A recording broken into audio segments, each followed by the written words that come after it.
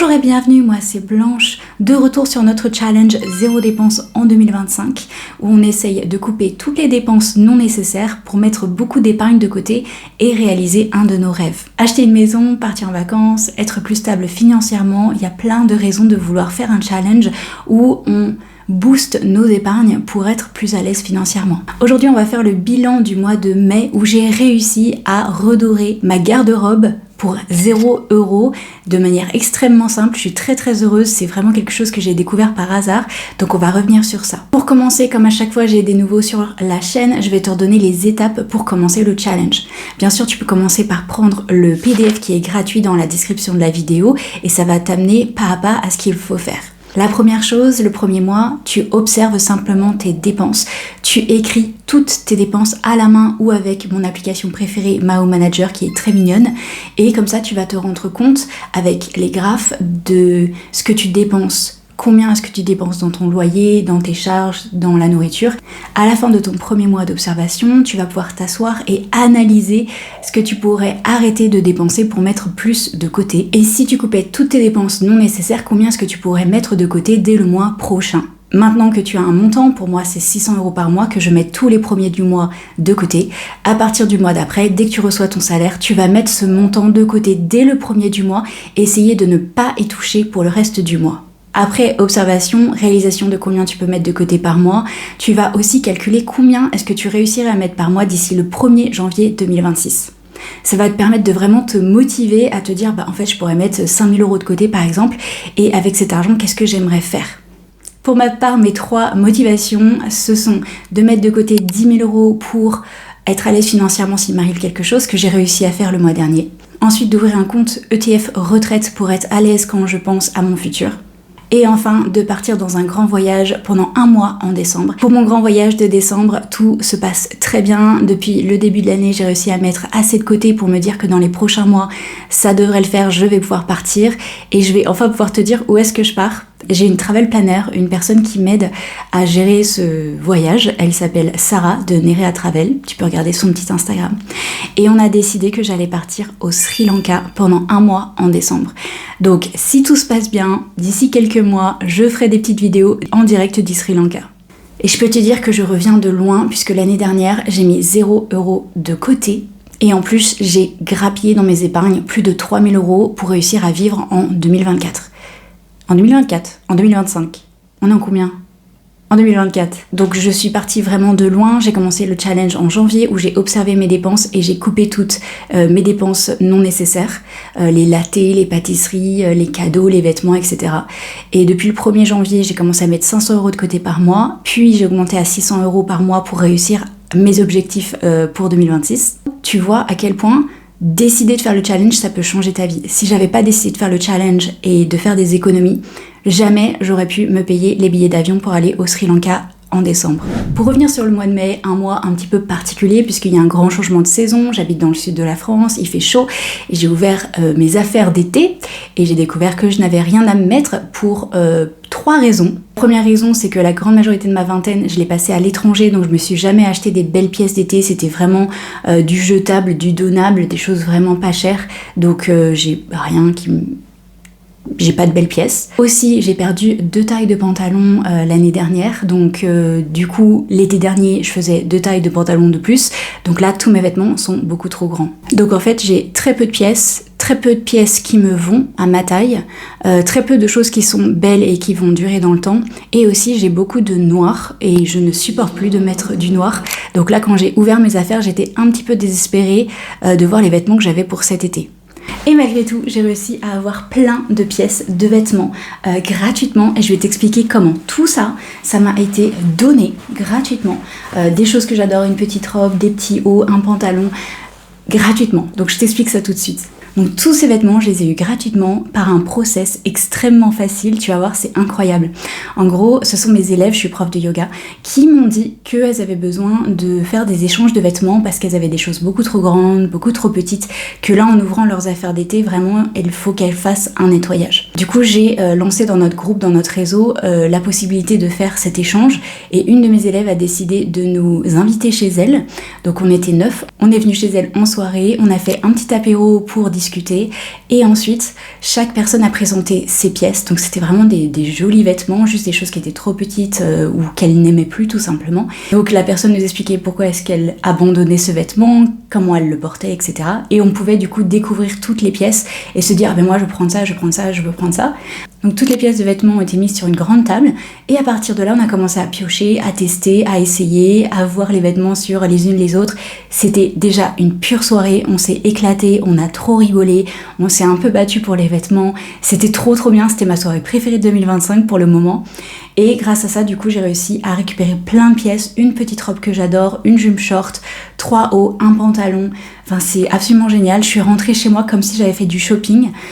Et c'est intéressant parce que, comme je t'avais dit dans la vidéo du mois dernier, j'avais l'autorisation seulement ce mois-ci sur toute l'année d'acheter des vêtements puisque j'avais plus rien à mettre, donc j'avais dit que j'essaierais de me trouver une robe, etc. Donc j'avais l'autorisation de m'acheter des vêtements, donc je suis partie faire du shopping dans les magasins, ça s'est très mal passé. J'étais mal à l'aise devant le miroir, les couleurs m'allaient pas, les formes m'allaient pas, c'était pas de la bonne qualité, rien n'allait. Donc j'ai commencé à regarder sur internet, j'ai perdu des heures et des heures et des heures à regarder tous les sites internet, à regarder toutes les robes, toutes les couleurs. Je n'ai rien trouvé. Je n'ai rien trouvé. Mais quelle perte de temps. Et au final, j'ai fait une soirée avec mes copines et j'ai récupéré plein de pièces de vêtements que j'adore gratuitement. Donc, je t'invite vraiment à essayer. Parle-en autour de toi, ta famille, tes amis. Oh, j'aimerais bien qu'on fasse un échange de vêtements. Tu mets dans un groupe WhatsApp toutes les personnes qui sont intéressées. Ensuite, tu ouvres un vote. Il y a des possibilités sur WhatsApp de créer des petits votes avec différentes dates possibles. Et là, les gens vont voter quand est-ce qu'ils sont dispo. Et après, voilà, vous vous retrouvez pour 2-3 heures, petit apéro, petit échange de vêtements, et voilà. Moi, j'avais ramené une dizaine de pièces, et en tout, j'en ai ramené que 2 chez moi. Donc ça m'a aussi fait vider mes vêtements. Tout ce que j'ai acheté vraiment de vêtements ce mois-ci, finalement, c'est une ceinture marron, ce que je n'avais pas du tout, et que j'utilise tous les jours.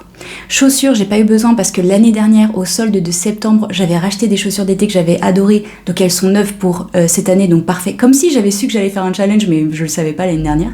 Donc j'ai déjà 3 paires de chaussures d'été parfaites et neuves, donc j'ai trop de chance, pas besoin d'acheter des chaussures. Je me suis acheté 2 hauts pour le travail, pour le yoga, et un pantalon pour le yoga. Mais ça, c'est un peu business, mais bon, j'essaie de pas trop tirer sur la corde du business, sinon je pourrais avoir une excuse pour acheter tout à cause de mon business. Je suis retournée sur Vinted. Alors Vinted, c'est un peu un désamour pour moi, parce que la grande majorité du temps où j'ai acheté des choses sur Vinted, je les ai pas aimées, c'était pas la bonne taille, c'était pas dans un bon état, etc. Là, j'ai retenté le coup, j'ai acheté un pantalon en lin à 8 € que j'ai pas encore reçu. Donc vraiment, les dépenses vêtements, j'ai sans doute plus d'une dizaine de pièces dans ma garde-robe que je n'avais pas le mois dernier pour moins de 100 €, voire 50 €. Donc on va dire que les finances ce mois-ci se portent bien. Les 2 derniers mois, j'ai eu beaucoup de dépenses, entre 150 et 300 € à cause de mon pied cassé, que je suis tombée malade, etc.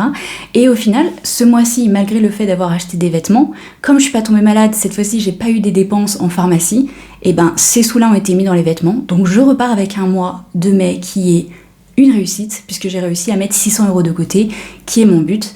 Je n'ai pas touché à mes épargnes de tout le mois. Par contre, j'ai vraiment fini le mois avec 1 € sur mes comptes, donc ça m'a un peu fait peur. J'ai du cash en urgence parce que je veux vraiment pas taper dans les 600 € que je mets de côté au premier du mois. Je reprends mes notes, tellement de choses à se raconter.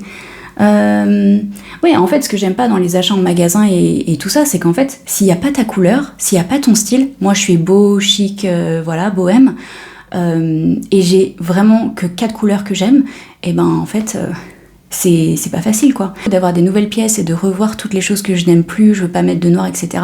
J'ai décidé que là, ça serait mon challenge de la semaine, de prendre en photo tous les vêtements que je souhaiterais vendre ou donner, et je vais tout mettre sur Vinted. Donc si jamais ça t'intéresse, à un moment donné sous la vidéo va apparaître le lien de mon Vinted si jamais tu veux aller chercher quelques pièces pas chères, parce que vraiment ça sera pour me débarrasser. À moins que ça soit des grandes marques, mais j'ai pas grand chose, j'ai juste une robe Kukai que j'ai achetée en Australie, mais sinon c'est pas des choses très très chères, parce que avant j'avais pas assez d'argent pour m'acheter des belles pièces, donc je m'achetais pas des belles pièces. Aussi j'ai été choquée des arnaques en ligne, quoi. C'est fou, on voit une jolie robe sur Instagram. Moi, j'ai un AI sur mon téléphone qui est inclus. Et en fait, j'ai juste à cliquer sur un seul bouton sur mon Samsung pour faire une recherche de produits par rapport à une photo. Et là, je voyais que la robe était à 40 € sur un site d'arnaque, vraiment fast fashion ou ce genre de choses, mais qu'en réalité, elle coûtait 400 €. Donc je suis tombée folle amoureuse au début du mois d'une robe Dolce Gabbana à 3000 €. Que je n'ai pas acheté, hein. Je ne suis pas folle. Peut-être un jour je pourrais me le payer, mais là c'est pas le cas. Donc j'ai vraiment pas trouvé de robe. J'ai un petit anniversaire en juin et je n'ai rien à me mettre. C'est si difficile d'acheter des vêtements. Au-delà des vêtements, du coup, tu as vu ma petite technique pour avoir des vêtements gratuits. Tu fais appel à tes amis tout simplement et tu te fais une pure soirée entre copines. Si tu penses que tu n'as pas assez d'amis pour le faire, ne t'inquiète pas, va sur les groupes Facebook de ta ville. Tu notes, par exemple, si tu habites à Paris, les filles à Paris, copines à Paris, etc. Tu rentres dans les groupes et là, tu proposes en post de faire une soirée échange de vêtements. Tu vas voir, c'est sûr, ça va super bien marcher. Alors au niveau dépenses, ce mois-ci, j'ai fait aucune dépense non nécessaire, on est fiers de moi. Par contre, j'ai été secouée par une envie d'acheter une caméra de vlog. Donc je sais pas si t'as vu, j'ai lancé un nouveau concept de vidéo, c'est des petits vlogs d'inspiration où je te parle d'un thème et je te donne tout ce que j'ai appris du haut de mes 32 ans sur ce thème et en lisant énormément de livres et mes expériences. Et je me balade dans ma ville en fait en racontant tout ça. Et du coup, j'ai eu très très envie de m'acheter une caméra de vlog parce que c'est très difficile d'avoir le micro, le fil du micro, l'émetteur, le récepteur, le truc pour tenir la caméra, enfin bref. Et du coup, je suis tombée sur la petite caméra G Osmo de vlog. Et je me suis dit, pour le Sri Lanka aussi, ça serait trop bien de vlogger pour que sur YouTube, je puisse mettre ce que je fais au Sri Lanka et tout ça, combien ça me coûte. Et je tombe sur cette caméra qui est absolument géniale. J'ai regardé plein de vidéos dessus, etc. Mais elle coûte 700 €. Et tout le mois, je me suis demandé, est-ce que c'est un achat de travail? Pas vraiment, parce que YouTube, je gagne que 20 € par mois sur YouTube, donc ça va pas me le rembourser. C'était vraiment difficile, et finalement, j'ai coupé la poire en deux. J'ai décidé d'ouvrir une petite cagnotte où mes amis, à mon anniversaire, etc., qui veut, peut ajouter de l'argent sur cette cagnotte pour que je puisse m'acheter cette caméra. Donc si j'ai de la chance et que les gens sont généreux, d'ici mon anniversaire en octobre, je réussirai à avoir cette caméra et du coup je pourrais vous filmer des super trucs au Sri Lanka et ensuite sur ma vie sur YouTube. Mais pour l'instant c'est pas gagné et je me suis vraiment forcée à pas l'acheter. On verra où ça finit ça, mais voilà, c'est marrant parce que si je faisais pas ce challenge de 0 dépense, et en business, si je fais une dépense, il faut vraiment que j'ai un retour sur investissement très rapide, sinon c'est pas vraiment un investissement business. Là, je me suis débattue dans ma tête et si je ne faisais pas le challenge, j'aurais acheté la caméra en fait. Je suis sûre que je l'aurais acheté. J'aurais fait des paiements plusieurs fois, j'aurais trouvé un moyen. Mais j'aurais pas mis de côté pour partir à mon voyage. Donc, dans la vie, il faut choisir. Et c'est pour ça que le challenge est merveilleux, c'est qu'on se rend compte qu'en fait, dès qu'on achète quelque chose, on fait un choix. On fait le choix de comment on va dépenser son argent ou pas. Si tous les jours je continuais à m'acheter des lattés à 5 € et des pâtisseries, je ne pourrais clairement pas me payer un voyage à 3000 € au Sri Lanka.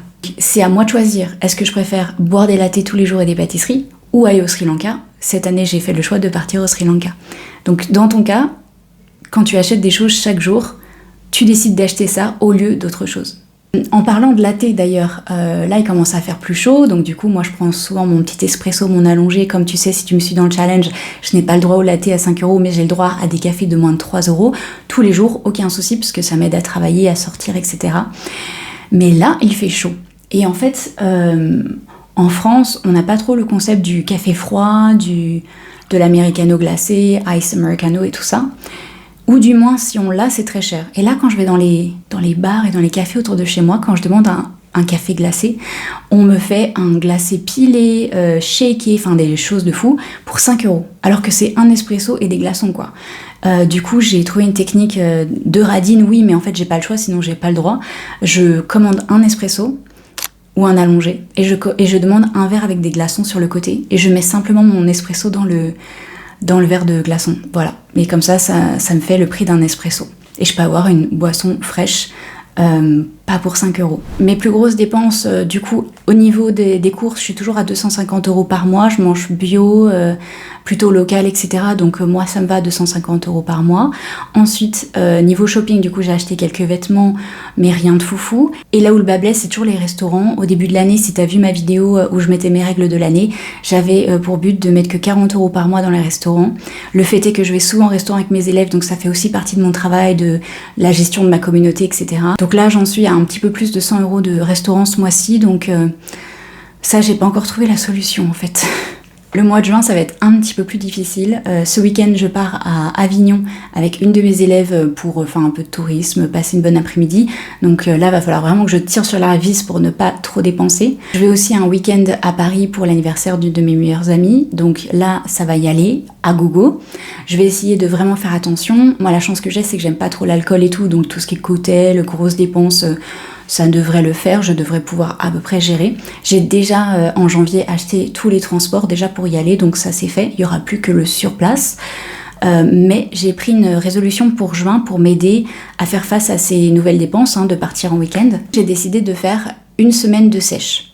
Donc ce que j'appelle une semaine de sèche, c'est 7 jours... On dit glissant du coup, ouais. Ce que j'appelle une semaine de sèche, c'est 7 jours consécutifs, 7 jours glissants, où je vais faire 0 dépense. Donc aujourd'hui, on est lundi, je vais aller faire mes courses pour toute la semaine. Moi, je mange toujours les mêmes choses, donc c'est facile.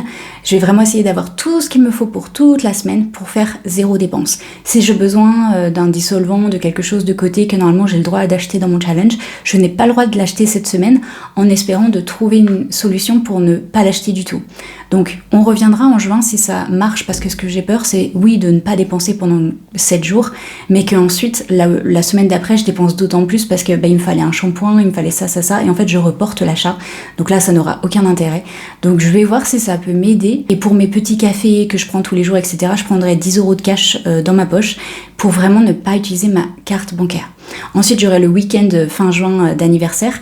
Et là, en fonction des dépenses que je ferai, si c'est terrible ou pas, je ferai une deuxième semaine de sèche la dernière semaine de juin quand je serai de retour de Paris pour... en fait, simplement mettre mes 600 euros de côté, quoi qu'il arrive en fait. C'est vraiment le but. Donc je vais essayer de faire ça, et donc dans mon récapitulatif de juin, je te dirai si ça fonctionne ou pas.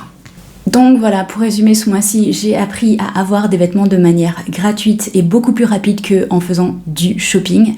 J'ai réussi encore à mettre 600 euros de côté. N'hésite pas à prendre le petit PDF pour te lancer dans le challenge. Il est gratuit, il est sous la vidéo. Enfin, je me lance dans un nouveau défi en juin où je vais essayer de faire une semaine de sèche avec 0 dépense sur ma carte bancaire. Je réponds à tous les commentaires, on est plusieurs à faire le challenge en même temps, tu peux te lancer dès aujourd'hui à faire le challenge. Mieux vaut se lancer dans le challenge maintenant que pas du tout et ne pas pouvoir réaliser un de tes rêves d'ici la fin de l'année parce que tu n'auras pas mis de côté. Ce mois-ci, je vais essayer de faire un petit peu plus de vidéos. Je vais continuer à faire mes vlogs inspirants où je vais t'expliquer comment faire ton propre revenu, lancer ton propre business et plein d'autres sujets. Et j'ai déjà sorti une vidéo sur les relations amoureuses et comment trouver le bon partenaire. Si jamais ça t'intéresse, c'est juste là. Ou là, je sais pas, là.